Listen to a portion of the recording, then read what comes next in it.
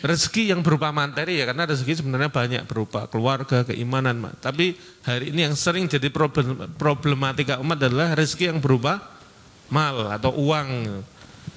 Itu sudah di tangan Allah, nggak usah dikhawatirkan. Yang perlu kita khawatirkan adalah caranya ini benar atau enggak ya, Allah ridho atau enggak, itu seharusnya fokus kita. Yang dalam kendali kita, di luar kendali kita, nominalnya berapa, mau datang kapan, itu terserah Allah Subhanahu wa Ta'ala. Nah, Bapak Ibu yang dimuliakan Allah Subhanahu wa Ta'ala, semoga Allah catat kita sebagai orang yang bersabar dalam urusan harta. Karena yang Allah hisab itu nanti cuma dua, bukan jumlah tapi dari mana dan untuk apa. Maka ya harus kita ingat surat Muhammad itu, pesan guru kita dulu waktu awal-awal hijrah bersama rekan-rekan. Surat Muhammad ayat 7, ya ayyuhalladzina amanu in tansurullaha yansurkum wa yutsabbit aqdamakum. Barang siapa yang menolong agama Allah, Allah pasti menolongnya dan meneguhkan kedudukannya. Di dunia ini yang tidak akan pernah mengingkari janji itu cuma Allah itu. Itu yang harus kita pegang. Kalau kita sungguh-sungguh menolong agama Allah artinya ya kita menjalankan perintah dan larangan Allah. Kita menolong orang-orang yang menolong agama Allah. Kita menolong, membantu jamaah-jamaah atau kelompok-kelompok yang menolong agama Allah. Insya Allah itu termasuk kategori dalam ayat ini. Maka Allah pasti akan menolong kita. Walaupun kadang pertolongan itu enggak kelihatan. Namanya pertolongan Allah itu tidak terradar oleh kita, tidak bisa kita indra. Seperti teman saya tadi yang ketika pulang dari kantor gesek tunai, ketika pulang apakah dia akan kebayang dapat 10 juta? Enggak kebayang. Mau jual apa di rumah udah enggak ada apa-apa lagi, Pak. Kan enggak kebayang ada konsumen lama yang ternyata masih punya hutang kepada dia 10 juta, transfer itu kan enggak kepikiran, Pak. Tapi ketika dia transfer itu begitu merinding dan perasaannya begitu bahagia, enggak kebayang itu Pak perasaan bahagianya. Nah, maka termasuk tadi ya kasus orang-orang yang sudah diberikan kepercayaan malah uangnya bawa lari 100 juta, 50 juta dibawa lari. Itu berarti keyakinan terhadap rezekinya itu di tangan Allah enggak ada, Pak. Betul enggak, Pak? Kalau enggak ngambil sekarang, mana mungkin punya duit. Kan mesti gitu Pak logikanya. Kalau saya enggak korupsi sekarang, mana mungkin dapat duit banyak. Seolah-olah dalam benak dia, rezeki itu dari aktivitas manusia. Nah ini saya ingat kisah, pernah dengar ini enggak Pak ya? Kisah pemuda dan buah terong itu Pak. Mas Hadi pernah dengar?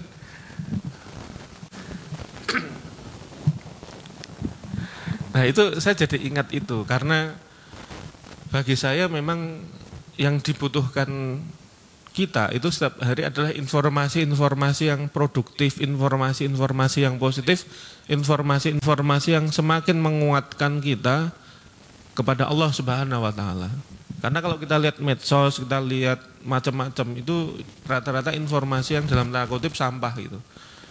Ya ada yang bagus, mungkin hanya 10%. Dan itu harus dalam kontrol kita. Makanya kalau kita buka medsos ya harus ada tema. Kita mau nyari apa sih di medsos? Oh saya mau belajar tentang rezeki. Ya sudah tontonlah video-video tentang rezeki. Tentang semangat ya carilah ilmu-ilmu tentang membangun semangat itu. Sehingga terkontrol.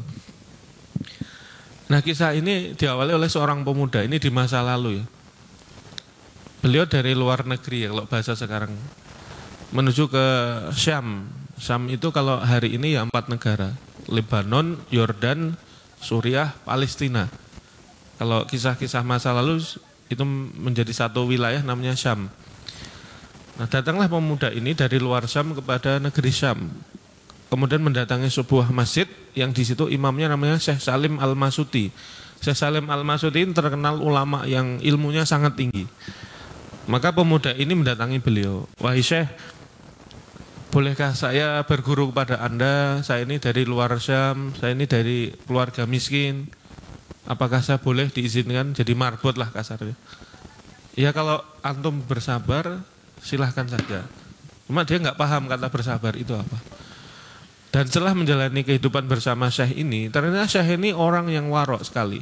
Orang yang sangat menjaga muruah. Ternyata beliau itu sering kelaparan, sering nggak makan, tapi jamaahnya itu nggak ada yang tahu sama sekali. Karena ciri khas ulama itu tidak pernah menunjukkan kesulitannya kepada siapapun gitu. Nah, hari itu dia sudah 3 hari nggak makan, cuma minum air putih sama kurma aja. Nah, malam itu lagi ada pengajian akbar. Semua tetangga kiri kanan itu sedang kumpul di masjid itu. Dan dia duduk bersandar di tiang belakang, udah lemes rasanya, udah kayak mau pingsan itu Pak. Ya semiskin-miskinnya dia nggak pernah namanya cuma minum air putih tok gitu. Maka setan itu datang membisik, wahai anak muda, sudah pantas kamu untuk mencuri daripada kamu mati gitu. Nah bisikan itu terus terngiang itu. Karena dia sadar bahwa semua tetangganya itu lagi ikut pengajiannya gurunya tersebut. Maka saat itu dia khilaf Pak. Dia khilaf terus lari dari masjid, manjat rumah ke atap itu Pak. Nah di beberapa rumah di samping masjid itu dia melihat aroma masakan itu Pak. Maka kemudian dia turun ke rumah itu. Turun karena kosong ya dia dengan bebas lah. Akhirnya dia masuk ke dapur, kemudian dibuka sebuah periuk yang kelihatan masih hangat itu dibuka. Ada 3 buah terong yang baru makan, matang, terong rebus. Kemudian diambillah terong itu dan dimakan, Pak, 1 gigitan. Tapi namanya dasarnya ini orang yang soleh, orang yang hanif. Maka betullah kalimat yang mengatakan bahwa ilmu itu akan menjaga kita, Pak. Nah kemudian ketika dia menggigit terong itu, kemudian dia istighfar, astagfirullah. Saya telah melakukan 3 dosa sekaligus. Yang pertama dosa apa Pak kira-kira Pak? Dosa meninggalkan ngaji, dosa. Pertama masuk rumah orang nggak permisi. Kemudian yang kedua dia mencuri, kan mengambil terong. Yang ketiga dia makan makanan yang haram gitu loh Pak. Terongnya kan walaupun halal karena prosesnya mencuri jadi haram. Maka kemudian dia apa ya, kalau di Jogja itu dilepah, dia apa? Dimuntahkan. Dimuntahkan itu 1 gigitan terong, kemudian dia tergopoh-gopoh, dia lari sambil istighfar menuju masjid lagi. Kemudian di tempat yang sama, astagfirullah, kenapa saya mencuri? Dia menyesal, Pak. Nah, kemudian satu persatu jamaah itu bubar, selesai, tinggallah gurunya dan 2 orang di depannya, laki-laki dan perempuan. Kemudian gurunya Syekh Salim ini memanggil beliau, wahai anak muda kemarilah itu. Ada apa Syekh? Apakah kamu sudah menikah di negerimu? Belum. Kenapa Syekh? Mau nggak kamu menikah gitu? Aduh Syekh, jangan bilang nikah dulu. Jangankan nikah. Wong kita itu udah berhari nggak makan, udah mikir makan dulu Syekh gitu. Enggak, ini saya tanya beneran ini. Kamu benar belum nikah? Bener. Mau nggak kamu nikah? Dia diem aja. Karena ditanya sampai 3 kali. Maksudnya apa Syekh ini nikah? Saya ini nggak punya apa-apa. Makan aja susah, gimana mau ngasih makan istri gitu. Enggak, di depan saya ini ada wanita, sebelahnya ini ayahnya, walinya. Suaminya meninggal dan sekarang sudah selesai masa idahnya.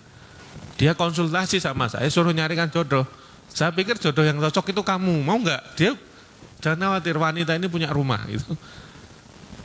Ya karena rekomendasi gurunya dia ya patuh lah, sami'na wa ata'na. Singkat cerita proses akad nikah yang sederhana terjadi malam itu. Bayangkan Pak, berapa jam sebelumnya kelaparan, naik atap rumah orang, mau mencuri.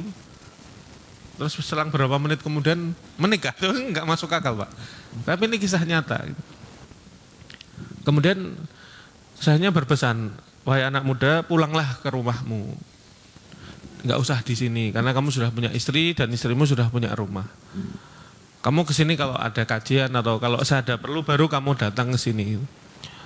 Oh baik Syekh. Kemudian berjalanlah pulang berdua. Kira-kira gandengan tangan nggak nih Mas Agus? Baru ketemu saat itu loh. Kan sungkan ya Mas Suri ya. Sungkan jalan berdua. Kemudian jalan di beberapa rumah di samping masjid. Kemudian berhenti wanita itu. Wahai suamiku, ini rumah kita. Nah, dia merasa nggak asing, kayaknya nggak asing rumah ini gitu. Jangan-jangan ini rumah yang saya curi tadi kan. Kemudian masuk ke rumah, wahai suamiku, saya dengar kamu tadi sudah lama nggak makan. Kebetulan sebelum ngaji tadi saya ada masak sedikit lah. Gitu. Duduklah dulu, dia duduk di ruang tamu. Sang suami, oh iya benar ini rumah yang saya curi. Kalau orang Jawa bilang, wah modiar ini. Ngonangan gimana Pak? Ternyata suaminya pencuri gimana Pak? Setelah istrinya masuk dapur, ternyata istrinya berteriak, maling, maling gitu kan. Wah bener ini kan. Terus kira-kira kalau jadi istri marah gak ini Mas Agus? Kayak drama Korea, wah ternyata kamu pencuri, saya terima punya suami pencuri, pergi sana, gimana? Tapi Masya Allah ya, ini takdir seorang lelaki yang soleh ini mendapat istri yang luar biasa. Mendapat wanita yang kaya dan soleha. Kemudian ketika istrinya berteriak maling, maling gitu kan, suaminya manggil, wahai istriku, kemarilah, duduklah. Dengarkan cerita saya baik-baik. Diceritakan dari awal, kenapa sampai ke situ, dia dari luar negeri, miskin, belajar, kelaparan, mencuri. Diceritain semua. Demi Allah itu istriku, itu saya yang melakukan. Dan muntahan terong saya itu kamu cek itu masih basah, itu belum kering, berarti belum lama.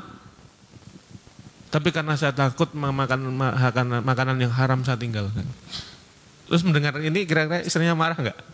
Saya tidak terima dapat suami gitu. Tapi ternyata Masya Allah ini istrinya luar biasa. Bahkan para ulama mengatakan kalimat istrinya ini layak ditulis dengan tinta emas. Karena begitu luar biasa. Istrinya menjawab begini, kurang lebih ya, demi Allah suamiku, seandainya semua lelaki di luar sana seperti engkau, meninggalkan segumpal makanan haram karena takut kepada Allah Subhanahu wa taala, dan ternyata Allah membalas tunai, menggantikan segumpal terong haram itu dengan terongnya, dengan periuknya, dengan dapurnya, dengan rumahnya, dan sekaligus pemilik rumahnya. Betul nggak Pak? Iya kan? Allah ganti itu satu makanan satu gigitan terong haram itu dengan apa? Pemilik rumah, pemilik terong dan wanitanya sekaligus kan gitu. Nah inilah orang-orang yakin bahwa rezeki itu dari Allah, bahwa tugas kita itu mencari jalan-jalan yang Allah ridhoi, untuk urusan nominal segala macam itu di luar kontrol kita, dan itu dalam kendali Allah, hak prerogatif Allah. Makanya tugas kita selalu dalam hidup kita itu fokus pada hal yang kita kontrol, dan yang kita kontrol itu harus kita pilih jalan-jalan yang halal, jalan-jalan yang mubah, jalan-jalan yang Allah ridhoi. Jangan sampai karena ketidaksabaran kita justru kita memperoleh nikmat dari Allah, tapi wadah yang kita siapkan, yang kita tampung itu wadah-wadah yang kotor, yang berat hisabnya di akhirat. Makanya kesadaran seperti ini memang harus dibangun di tengah-tengah hidup kita yang sekuler ya. Hidup sekuler itu memisahkan agama dan kehidupan. Fasludin anil hayah. Jadi seolah-olah Islam itu hanya ada di masjid, di pengajian, di KUA, di kuburan. Ketika berdagang jangan bawa Quran dan hadis. Ketika menjalankan pemerintahan jangan bawa Quran dan hadis. Nah ini keberhasilan Barat untuk menanamkan konsep sekulerisme. Maka dalam pandangan Islam, konsep inilah yang berbahaya untuk akidah. Seolah-olah Allah dan Rasulnya itu hanya di tempat-tempat tertentu keberadaannya. Padahal Islam diturunkan untuk menjadi apa? Hudan linnas. Untuk menjadi petunjuk manusia dalam seluruh kehidupan yang dia lalui. Dari bangun tidur sampai bangun negara. Dari ngurus anak sampai tata cara masak, ngelola sumber daya alam itu ada. Nah makanya kita harus sering-sering ya muhasabah ya. Muhasabah, sudahkah yang kita lakukan ini Allah ridho? Karena yang kita butuhkan itu membangun koridor hidup kita dan keluarga kita untuk jalan-jalan ketaatan. Ketika kita sudah mantap dengan jalan itu, walaupun ketaatan itu kadang risikonya banyak Pak. Dengan ketaatan itu orang bisa sukses secara duniawi, bisa enggak? Bisa seperti Abdurrahman bin Auf. Bisa juga jalan ketaatan itu membawa dalam tanda kutip kejatuhan dalam hidup dia. Seperti siapa? Sama seperti Abdurrahman bin Auf juga. Demi ketaatan pada Allah dan Rasulnya, beliau rela berhijrah. Meninggalkan keluarganya, meninggalkan seluruh aset kekayaannya yang tidak boleh dibawa oleh orang Quraisy, membawa dirinya sendiri dan satu tas yang dia bisa bawa. Tapi kita lihat di akhir permainan, beliau menjadi seorang yang sangat kaya raya juga. Artinya tetap dia pegang ketaatan itu. Maka koridor ketaatan yang kita tempuh dalam kehidupan kita dan keluarga kita, apapun yang terjadi ketika koridornya sudah koridor ketaatan pada Allah, itu pasti yang terbaik. Pasti yang terbaik. Tapi kalau kita tidak ada koridor yang kita tempuh, artinya kita bebas saja menjalankan sesuai keinginan kita, maka apapun yang terjadi bisa jadi kesuksesan itu disebut namanya istidrot, dilulu. Kamu nggak jelas arahnya, bukan karena aku, saya nggak akan ketemu kamu di akhirat dengan membawa kebaikan. Kebaikannya dikonversi semua dalam bentuk kenikmatan dunia. Nah, itu yang harusnya kita hindari. Semoga Allah memberikan kita kesehatan, kelancaran rezeki yang bermanfaat dunia dan akhirat. Mungkin itu ada pertanyaan Mas Agus? Oh ya, monggo Mas Hadi.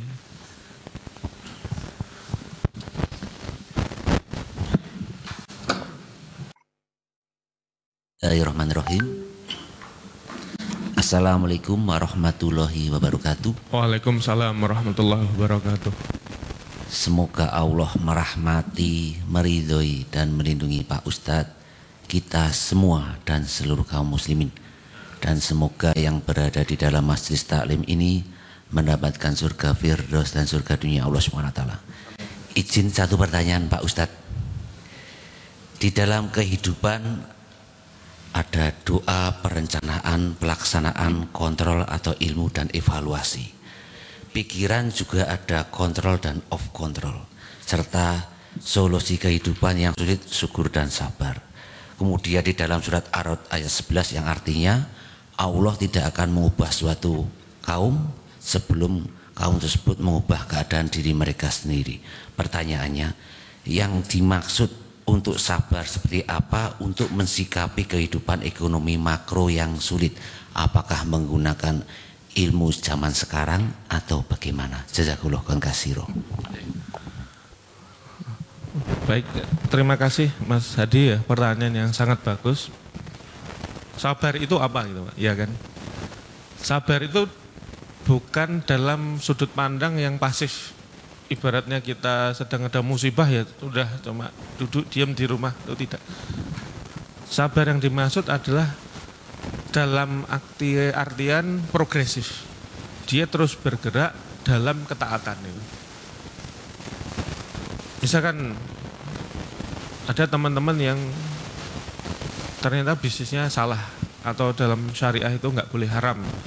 Maka sebagai wujud yang sabar, dia adalah apa Pak? Meninggalkan itu segera, karena ajal nggak ada yang tahu. Terus apa yang terjadi? Mesti susah.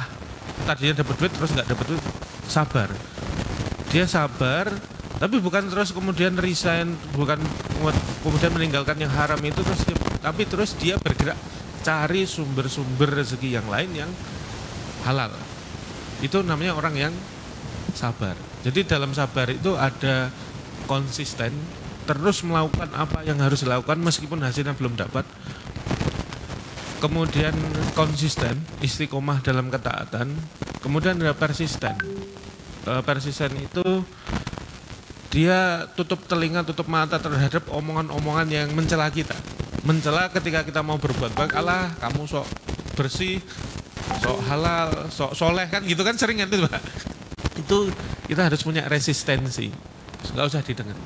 Nah itu sabar yang produktif. Sama seperti para sahabat itu, ketika Rasul hijrah ke Madinah dan memimpin sebuah negara baru Madinah, itu selama 10 tahun dalam kitab Al-Maghazi itu dijelaskan kurang lebih Rasulullah dan para sahabat mengalami peperangan sebanyak 73 kali Pak. Yang perang Ghazwah yang gede itu 27 kali. Berarti dipastikan perang besar itu terjadi hampir 4 bulan sekali Pak. Bayangkan betapa lelahnya Pak. Ya kan? Nah itulah orang-orang yang sabar. Terus melakukan apa yang perlu dilakukan ketika itu memang diperintahkan Allah. Kemudian yang kedua menyetir ayat Ar-Ra'd ayat 11 ya. Innallaha la yughayyiru ma biqaumin hatta yughayyiru ma bi anfusihim. Allah tidak akan merubah nasib suatu kaum sampai dia merubah apa-apa yang ada dalam diri mereka. Nah apa-apa ini kira apa itu Pak? Ini yang harus penting. Apa-apa inilah yang harus dirubah berupa apa? Mindset, pikiran. Karena aktivitas manusia, perbuatan manusia itu adalah ekspresi atau perwujudan dari pikiran dia yang tidak tampak. Misalkan orang yang korupsi itu, mesti dalam pikiran dia rezeki itu dari kerja keras, betul nggak? Kalau orang korupsi itu memahami rezeki dari Allah, saya mau korupsi 10 juta nggak ding, rezeki dari Allah, saya tinggalkan ini. Kalau memang rezeki di hari itu 10 juta, datang Pak, dengan berbagai cara yang mungkin dia tidak pernah tahu.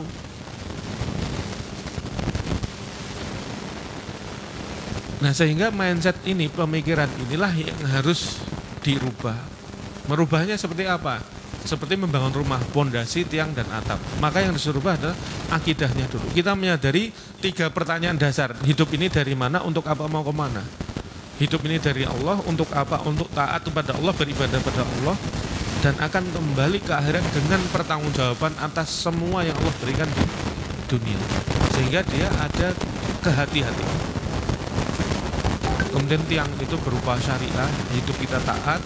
Kemudian atapnya itu dakwah. Kita mengajak, kita hijrah dan menghijrahkan. Kita berbuat baik tidak selesai pada diri kita, tapi diajarkan juga pada keluarga dan teman-teman yang lain untuk berubah menjadi pribadi yang lain. Nah maka kalau belajar guru-guru kita itu ada tips Pak. Ini bisa dicatat ya. Ini tips formula sukses. Formula sukses itu dalam arti tidak berarti Anda harus punya sekian puluh juta, sekian ratus juta, tidak. Tapi sekedar kebaikan yang Anda ingin lakukan itu bisa dieksekusi, bisa dilaksanakan. Yang pertama kira-kira apa Pak? Dan ini sebenarnya formula sukses ini semua manusia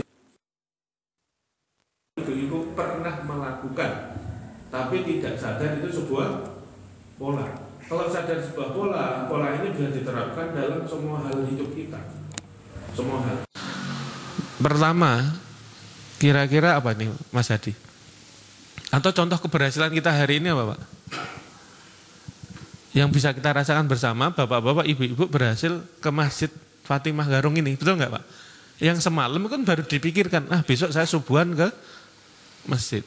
Kemarin itu baru pikiran, angan-angan dan harapan. Sekarang sudah terjadi nggak Pak? Terjadi, berarti bapak dan ibu telah berhasil. Nah, berarti dalam keberhasilan itu bapak-bapak ibu sudah menyelesaikan 4 formula ini. Maka formula pertama harus punya apa Pak? Orang yang ingin melakukan sesuatu dan berhasil, syarat yang pertama dia harus punya namanya outcome. Outcome itu tujuan atau misi atau visi atau goal. Tapi punya tujuan, besok mau subuhan di masjid. Nah itu, atau misalkan besok saya mau, bukan dakwah ya, saya mau ngajak ngaji teman saya yang belum sholat besok atau minggu depan. Kalimat saya misalkan begini, minggu depan saya mau ngajak teman saya yang belum sholat untuk sholat. Kalimat saya ini bagus nggak Pak? Bagus, tujuannya bagus. Tapi dari kalimat ini bisa dipastikan kurang lebih 90% saya tidak akan pernah ke rumah teman saya. Tidak akan pernah ngajak ngaji teman saya. Ada yang tahu kenapa Pak? Tujuannya sudah ada itu. Ke teman saya, misalkan ke tempat si Fulan, mau ngajak sholat. Kalimat yang bagus ini, itu bisa kita prediksi, bukan ahli nujum Pak. Tapi dari struktur kata ini, bisa mencerminkan bahwa saya tidak akan ke tempat teman saya. Ada yang tahu nggak Pak? Kesalahannya di mana Pak? Kalimatnya sudah bagus, tapi ada kesalahan kalimatnya. Sudah punya outcome, sudah punya tujuan. Tapi tujuan ini tidak bisa dieksekusi dalam sebuah action atau aksi atau perbuatan karena dia belum detail Pak. Detail secara konteks. Konteks itu what, who, when, where, how. What-nya itu sudah jelas Pak, saya mau ngajak teman saya ngaji. Who-nya misalkan si Budi. Tapi where, di mana, kapan, jam berapa itu enggak ada Pak. Nah jadi kalimatnya harus saya rubah gini, bukan minggu depan lagi, tapi harus detail Pak. Karena setan itu tidak suka terhadap sesuatu yang sifatnya detail Pak. Setan enggak bisa masuk. Tapi kalau minggu depan, itu setan malah sesuai waktunya rasa hai gitu.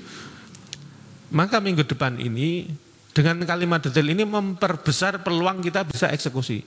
Maka harus saya ganti hari Selasa jam 4 sore di warung bakso Mas Hadi misalkan. Saya akan ngajak si Budi bakso bareng di sana. Sudah detail enggak, Pak? Detail. Saya ke sana mau naik motor. Jadi wordnya jelas, saya mau ngajak si Budi ngaji, sholat. Who-nya siapa? Saya dan Budi. Where-nya di tempat Mas Hadi jam Selasa jam 4 sore. Terus how-nya saya mau ke sana naik apa? Naik motor saya sendiri.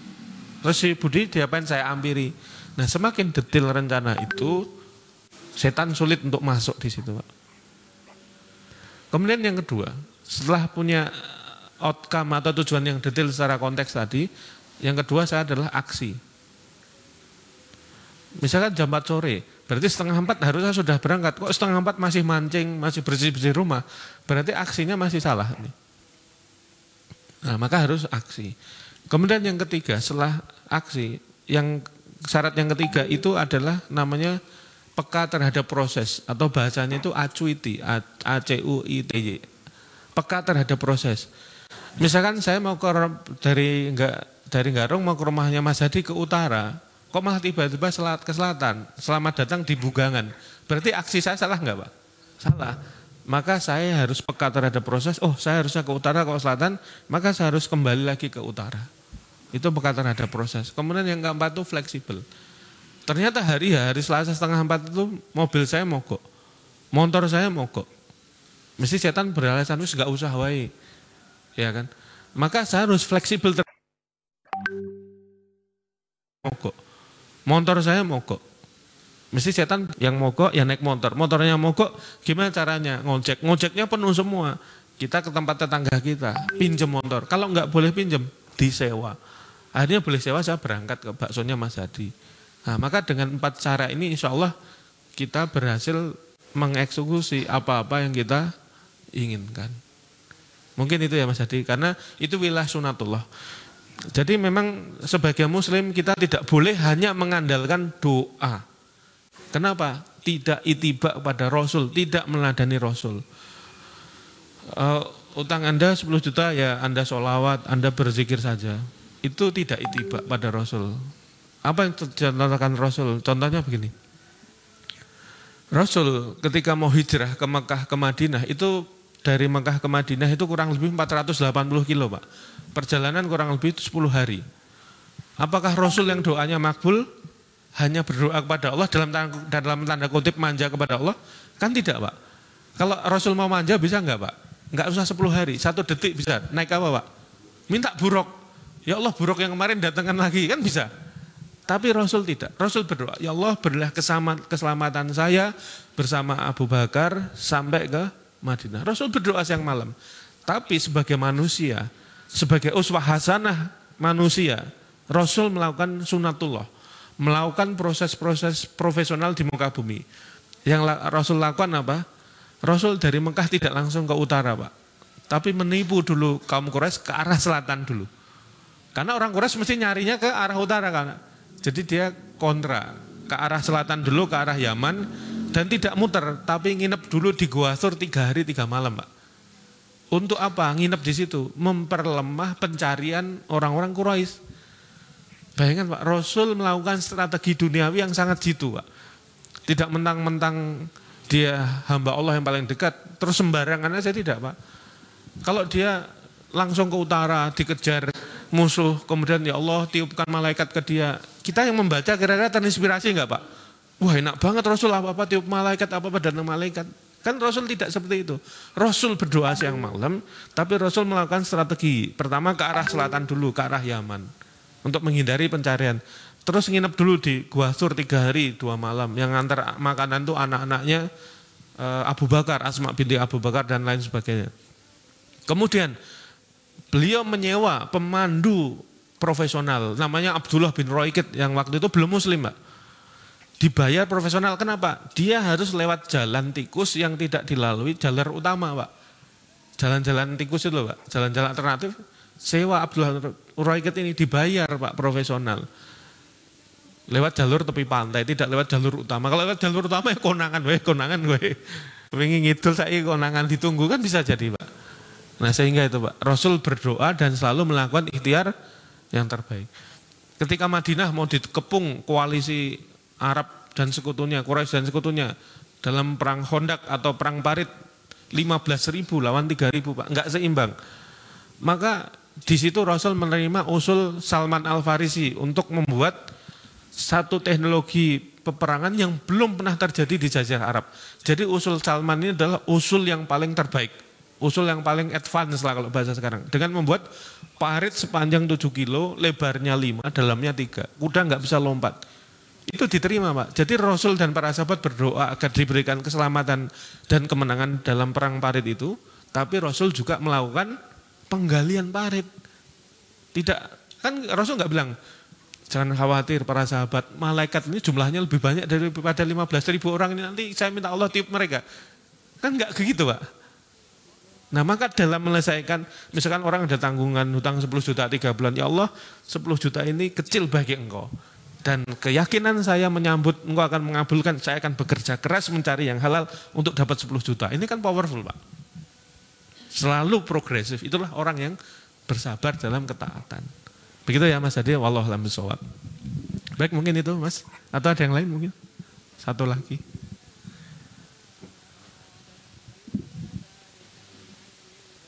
Kalau belum mungkin kita cukupkan, ada kurang lebihnya dari saya mohon maaf. Sekian, wassalamualaikum warahmatullahi wabarakatuh.